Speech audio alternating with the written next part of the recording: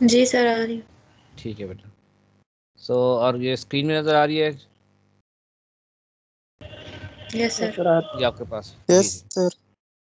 So we continue here. Doctor साहब ने almost case number 1 discuss कर लिया था ऑलमोस्ट। अभी इसे दोबारा कर लेते हैं। General solution in terms of zeta q and omega n. Okay, so that is the solution of the equation. And in the last topics we have seen that we can convert an RLC differential equation into something which is zeta omega and something like q.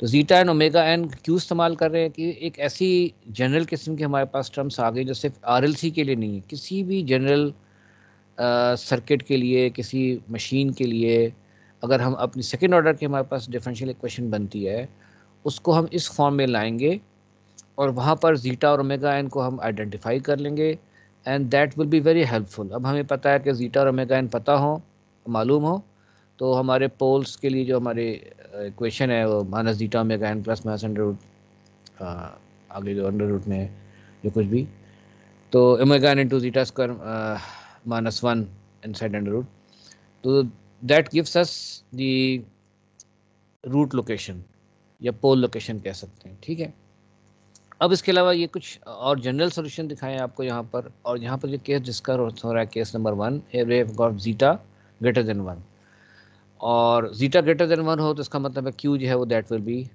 Less than half.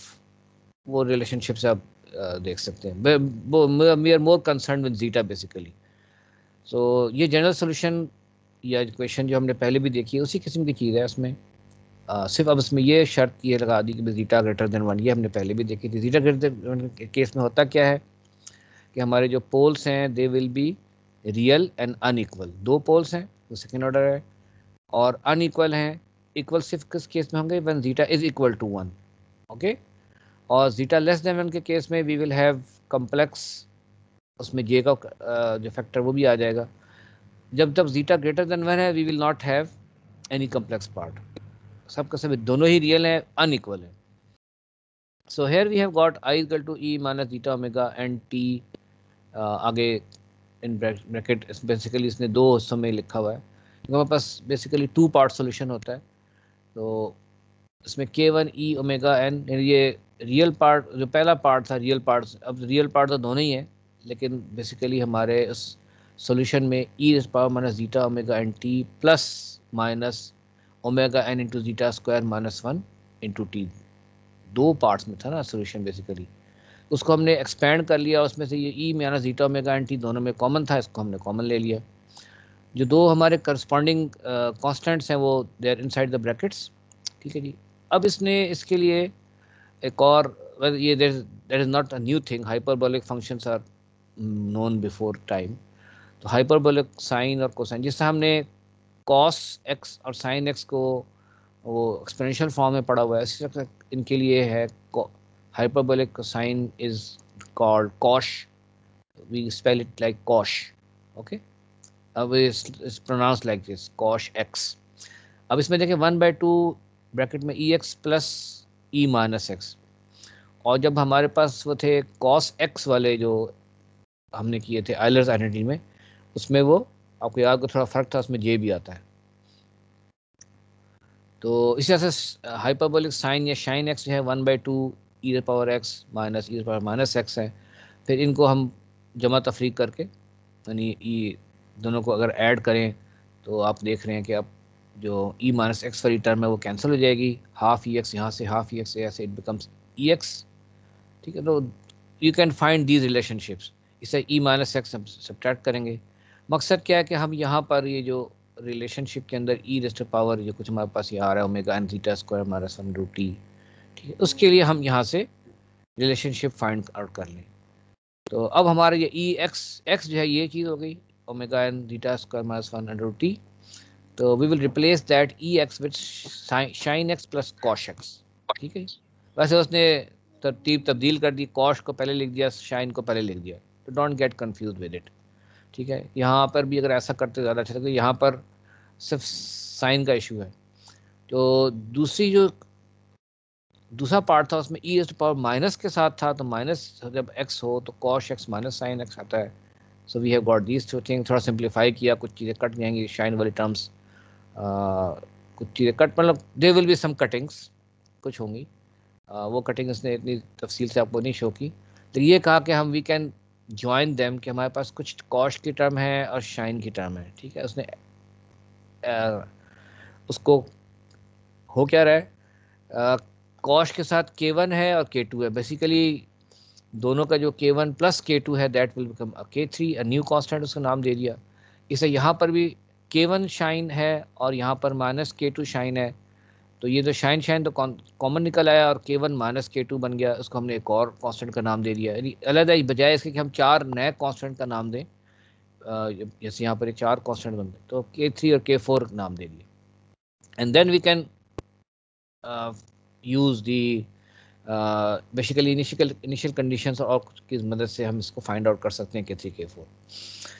इसी तरह यहाँ पर अब उसने दूसरा case ले लिया जिसमें it has got zeta is equal to 1. ये हमने पहले भी उसके लिहाज से देखा हुआ है.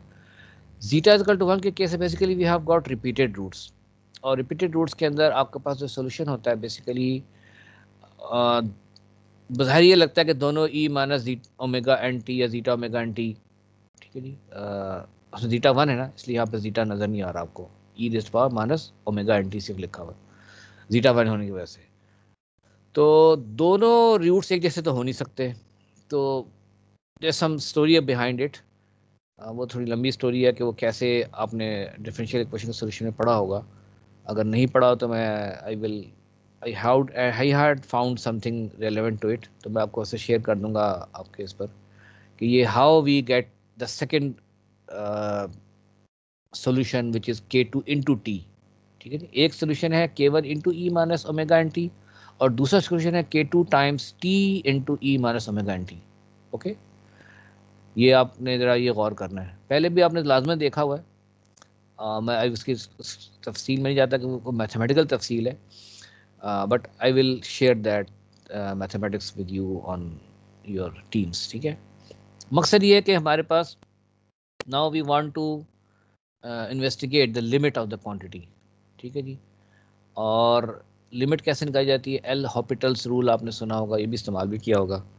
बेसिकली डेरिवेटिव के जरिए हम इसका इस्तेमाल कर सकते हैं. Differentiation of numerator and denominator with respect to T, this shows this. तो सो ये आपके पास है जो T into e minus zeta omega minus omega N T है. वैसे तो बाजार लगता ही है कि जब टी की लिमिट इन्फिनिटी डालेंगे तो it would become infinity, but it's not happening like that. ये गौर करने वाली बात है. फर्स्ट साइड पे आपको लग रहा है ना यहाँ पर कि ये टी है, अगर ये इन्फिनाइट हो जाए तो इसको तो हम इग्नोर कर सकते हैं बज़ाहिर. That is not like that. L'Hopital's rule ये कहता है कि जब ऐसी लिमिट्स हों तो आप इसका जो है ना वो डिफ्रेंशिएट करेंगे.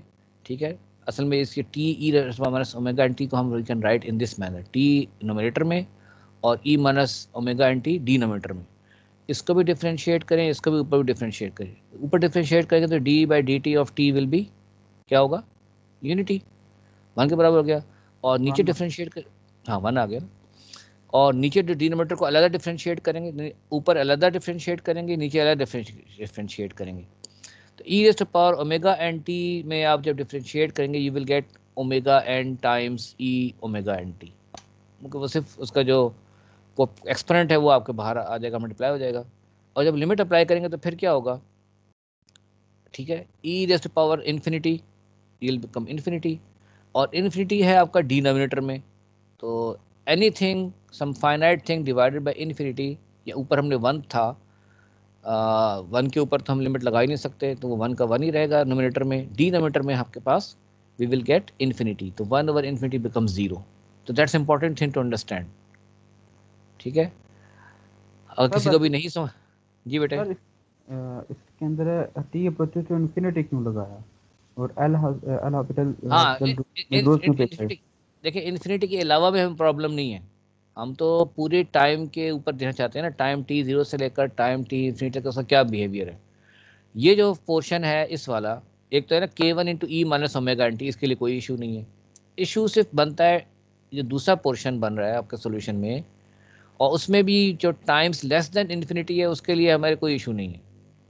उसमें जो प्रॉब्लमेटिक पोर्शन है वो सिर्फ ये कि इन्फिनिटी टाइम जब हो जाए उस वक्त ये जो इसकी लिमिट जब अप्लाई करेंगे, क्योंकि हमें फाइनल वैल्यू या स्टेडी स्टेट जब हम निकालते हैं ना, एक पार्ट होता है आपका ट्रांजिएंट पीरियड, वो होता है 4 to 5 टाइम कॉन्स्टेंट्स तक चलता है। जो स्टेडी स्टेट होता है, स्टेडी स्टेट मीन्स कि what will be the behaviour at after very long time has pass, जिसमें हम actually we can say safely that time has become almost infinity. Time जब इन्फिनिटी हो जाए, समझें, यानी स्टेडी स्टेट पर जाकर उसका बिहेवियर कैसा होगा, ये आपको बताना था। तो पहले पोर्शन में तो ये K1 है, K1 into e minus omega N T, ये तो वैसे ही जीरो हो जाएगा। और K2 into T into e minus omega N T, ये क्या बनेगा? K2 तो चले कांस्टेंट है, इसका तो कोई इशू नहीं। तो चूंकि हमने अभी जो भी टाइम डोमेन के लिहाज से, यानी अगर एक्स एक्सिस पे टाइम है, वाई एक्सिस पे आपने आई को प्लॉट करना है, तो आपने जितने पीछे सॉल्यूशंस देखें, आंसर देखें, after some time all of those कहाँ जाते हैं? They become zero. उसकी क्या वजह है कि आपका जो हम जिस डिवाइस को या जिस सर्किट को हम देख रहे हैं, वो एक डिसिपेटिव, यानी वो डिवाइस है जिसने एनर्जी को कंज्यूम कर लेना है। They can not create energy themselves. इसलिए इवेंचुअली उन्होंने क्या करना है कि उसकी जो भी करंट जनरेट हुई है, that current has to drop to zero. वो मेंटेन नहीं रह सकती, ठीक है जी, वो मेंटेन नहीं रह सकती, it has to drop to zero. वैसे स्टेबल सिस्टम है ना, इसलिए अगर उसके अंदर हम स्टेबल सिस्टम ना होता तो फिर हम कुछ और मसला इसके लिए हम सोचते। तो वेल ये पोर्शन ये था जो हमारे लिए प्रॉब्लमेटिक था कि ये जो है T into e minus omega N T, इसका behaviour after very long time या स्टेडी स्टेट में कैसा हो। तो that's is solve by using L hospitals. ये हॉस्पिटल लिखा है, बाद का हॉस्पिटल लिखा होता है, बाद का हॉस्पिटल लिखा होता है, तो I can not comment under too much, but there is some rule. और वो रूल ये कहता है कि ऐसी जब आपके पास फ्रैक्शंस आ जाएं, जब आपने लिमिट अप्लाई करनी हो और आपका आंसर इनडेफिनिट बन रहा हो, तो instead of applying the limits directly, nominator पर अलहदा आप डिफरेंशियल लगाएं, डिनोमिनेटर पर अलहदा डिफरेंशियल लगाएं, और फिर उसके बाद लिमिट्स अप्लाई करें। That's the hospitals rule.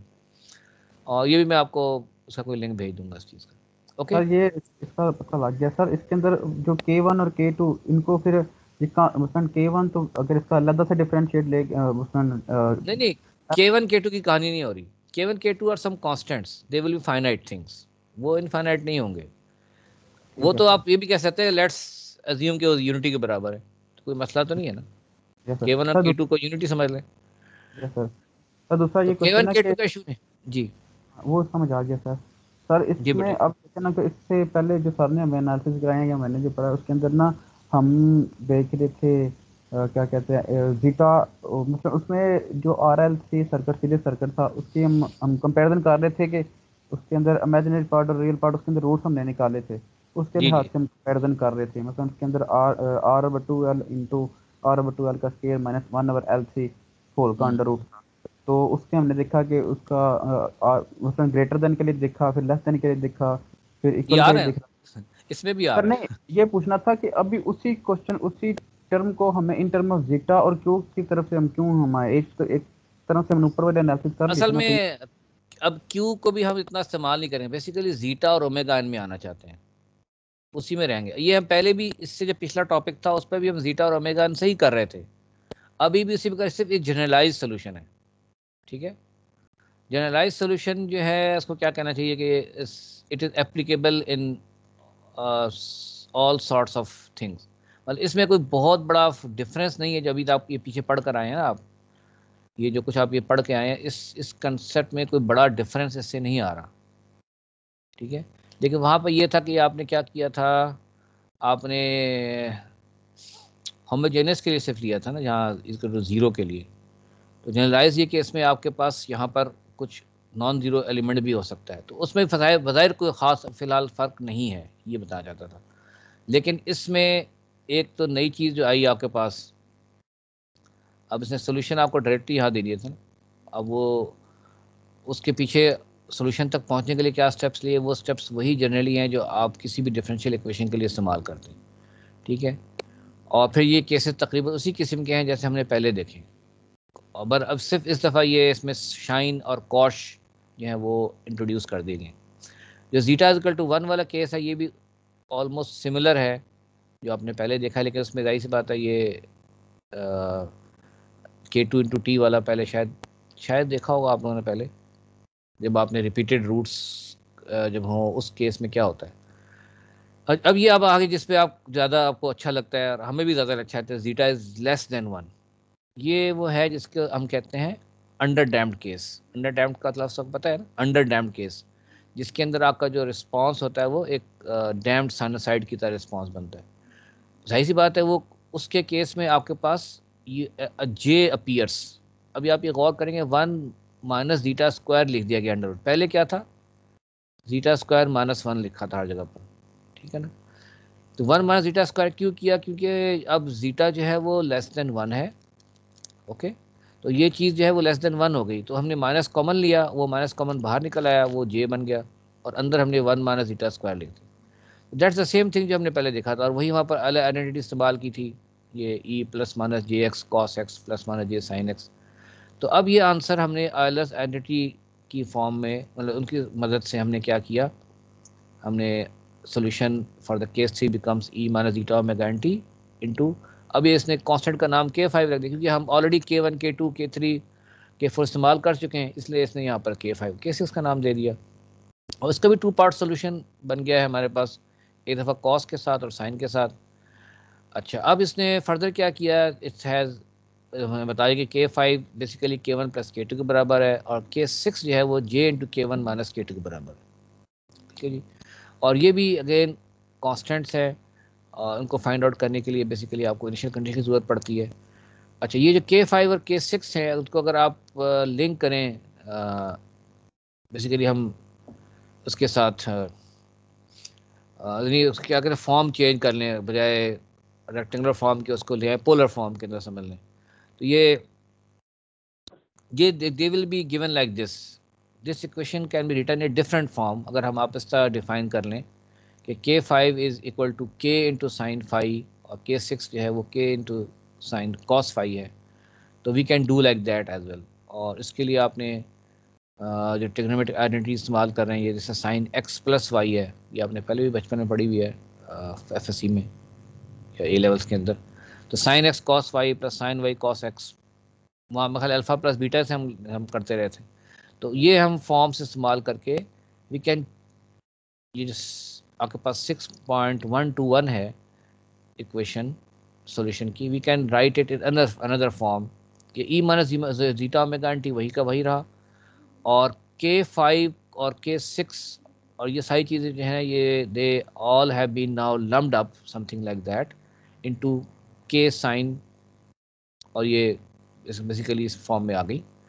इसमें साइन K5 को आपने क्या दिया, K साइन फाई कॉस क्या हो गया, मतलब ये इसको अगर आप रिप्लेस कर लें K sine phi into cos इसका जो भी है omega 1 minus zeta square t, ठीक है जी, और K6 K कॉस फाई और आगे साइन, तो ये यही चीज़ बन रही है, ठीक है। तो we can write in this manner sine, और जो दोनों का वो ऐड करेंगे ना, जो आर्गूमेंट्स हैं, एक आर्गूमेंट फाई है और एक आर्गूमेंट ये omega into 1 minus zeta square t है, तो omega into 1 minus zeta square into t plus phi, सिर्फ इसने आगे पीछे करके लिखे हुए, फाई को बाद में लिख दिया, इसको पहले लिख दिया, तो वो आप कन्फ्यूज जाते हैं यार ये क्या हो गया, तो डोंट गेट कन्फ्यूज। तो ये हमारे पास आसान सा एक सिंपल सोल्यूशन आ गया। तो आप ये देखें, साइन है इसके अंदर omega n 1 minus zeta square and root, इसका हम बाद में नाम रखेंगे, ये जो है ना ये कहलाती है damped natural frequency omega n into 1 minus zeta square जो है। तो बेसिकली हमारे पास जो साइन का आर्गूमेंट है, ये पूरे का पूरा एक साइन का आर्गूमेंट असल में एंगल होता है ना, ओमेगा एन जीटा तो डायमेंशन लेस है, ठीक है जी, ओमेगा एन इंटू टी ये क्या बनता है, एंगुलर फ्रीक्वेंसी इंटू टाइम बन जाता है थीटा के बराबर, थीटा इज एंगल, फाई भी एक एंगल है, तो थीटा प्लस फाई दोनों मिलकर एक और एंगल बन गया, उसका कोई नाम आप रख दें, कैपिटल थीटा रख दें, तो बेसिकली दैट्स एन एंगल, ठीक है जी। तो यहाँ पर आप ये देख रहे हैं जो है ना, ये आपके जो डैम्ड जो साइनोसाइडल रिस्पॉन्स होगा, ये उसकी इक्वेशन बन रही है, जो आपके डैम्ड फ्रीक्वेंसी होगी वो ये sine omega n into 1 minus zeta square t, और ये फाई जो ये बेसिकली फेज शिफ्ट होता है, ठीक है। साइन को वैसे तो होना चाहिए शुरू कहाँ से होना चाहिए, जीरो से, जीरो पर उसकी value zero, but it can move left और right depending on this value of phi which is called the phase shift. और K e minus zeta omega N T ये क्या करेगा, that will bring the envelope. I want to see कि आगे इसकी shape कहीं दी होगी इसने, इस रिस्पॉन्स की, ये रिस्पॉन्स की शेप दी हुई है, ठीक है जी, ये जो सी में नज़र आ रही है। तो अब यहाँ पर हम ये जो फाई और के कैसे निकालते हैं, के को हमने यहाँ पर from this we can find k 5 और के 6, इसकी मदद से वी कैन फाइंड के। अपने इसको स्क्वायर कर लें दोनों साइड्स पर, फिर ऐड कर लें, ठीक है, ये दोनों जो 6 1 2 3 6 1 2 4 दोनों साइड्स को स्क्वायर करें, फिर दोनों साइड्स को ऐड कर लें, लेफ्ट राइट हैंड साइड को ऐड कर लें, तो k5 square plus k6 square become is equal to k square sine square 5 plus k square cos square 5। उसमें से k स्क्वायर कॉमन निकाल लें, आपके पास ब्रैकेट में inside you will have sine square 5 plus cos square 5 जो कि 1 के बराबर होता है, तो आपके पास यहाँ पर k स्क्वायर आ जाएगा। तो k square is equal to k5 square plus k6 square, so simple k is equal to this k5 square plus k6 square under root, और इसी से आप यहाँ से फाई निकाल सकते हैं, phi becomes tan inverse k5 by k6, ठीक है जी। डिवाइड कर लें तो दोनों इक्वेशंस को, तो k5 बाई k6 के कैंसिल हो गया, बस tan फाई आ गया, ठीक है। तो phi equal to tan inverse k5 by k6। Form factors, from factors of form this in the case 3 solution we सी।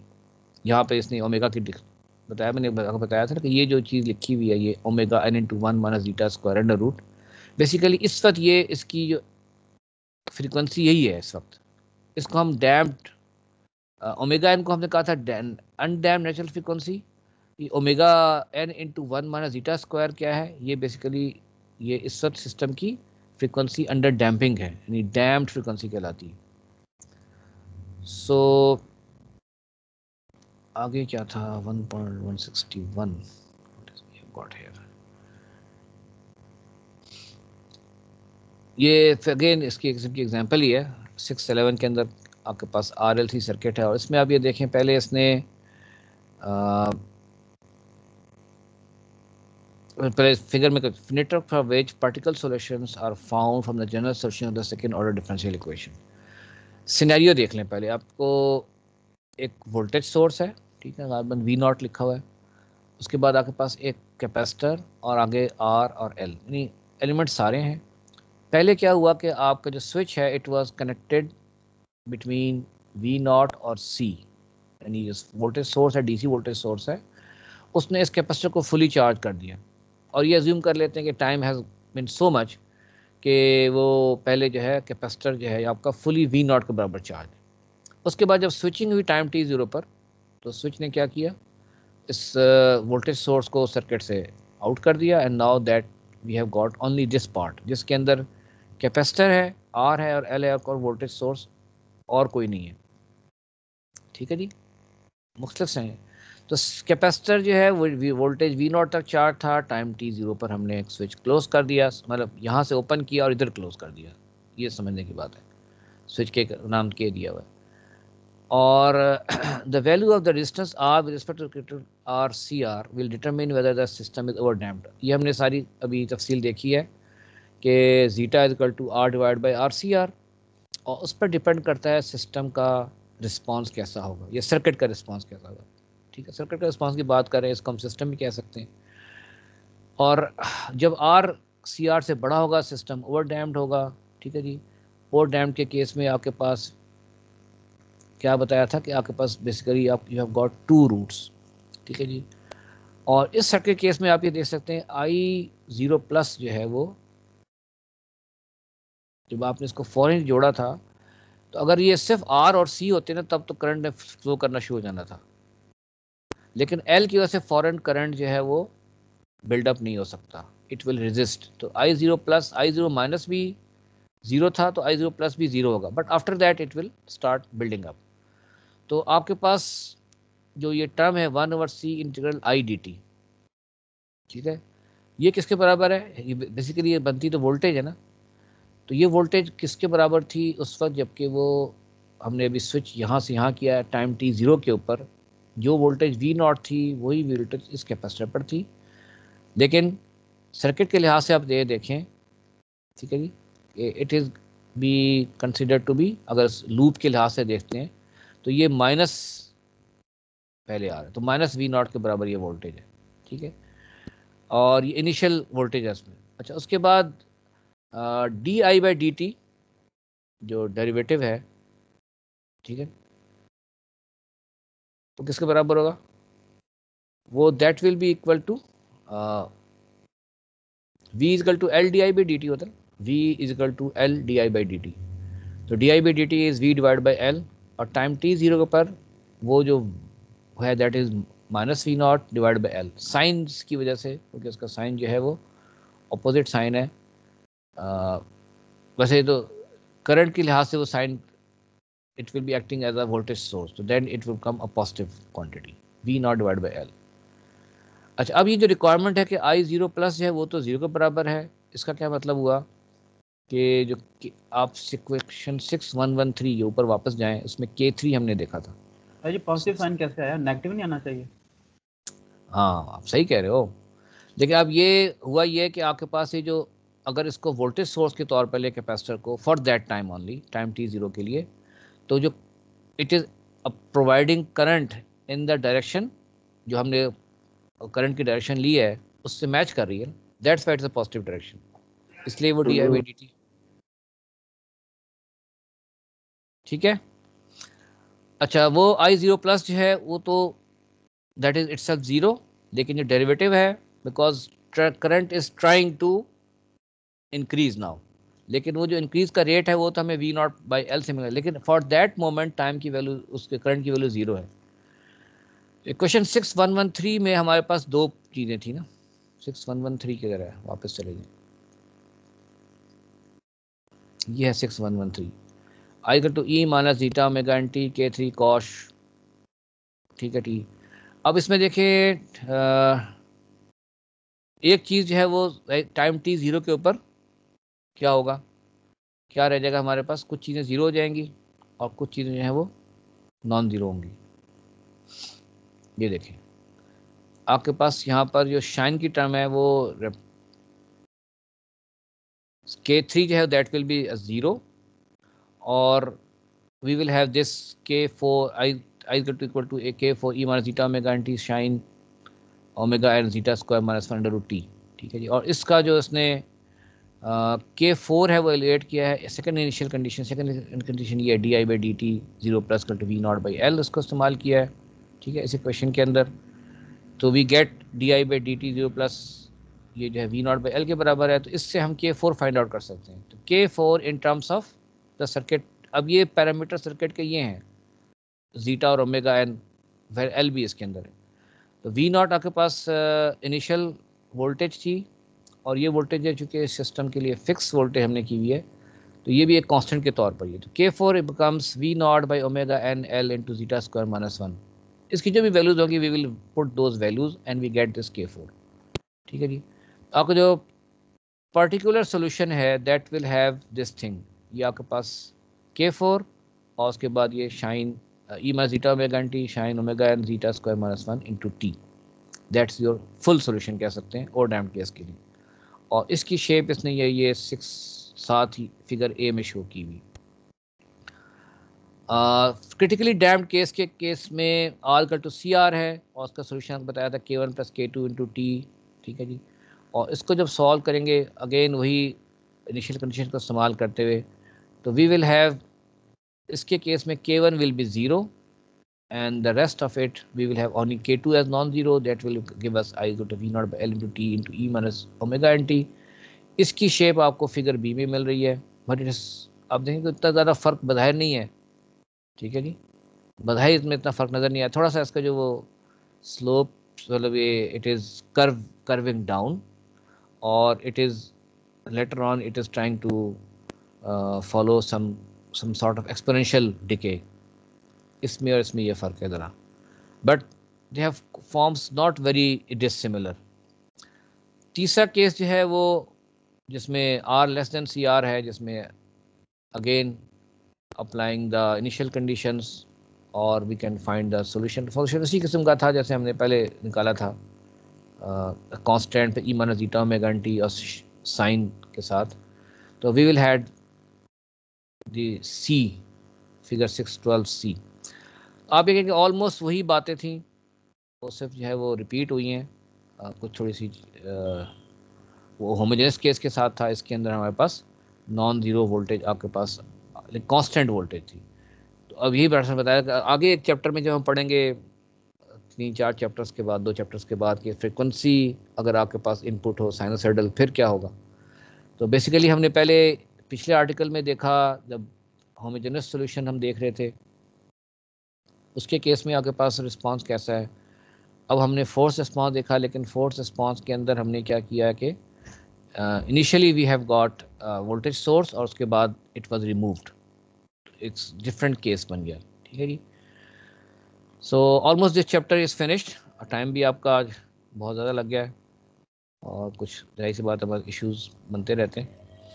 इसके बदले फिर इंशाल्लाह आपको नेक्स्ट टाइम इन्फॉर्म कर देंगे।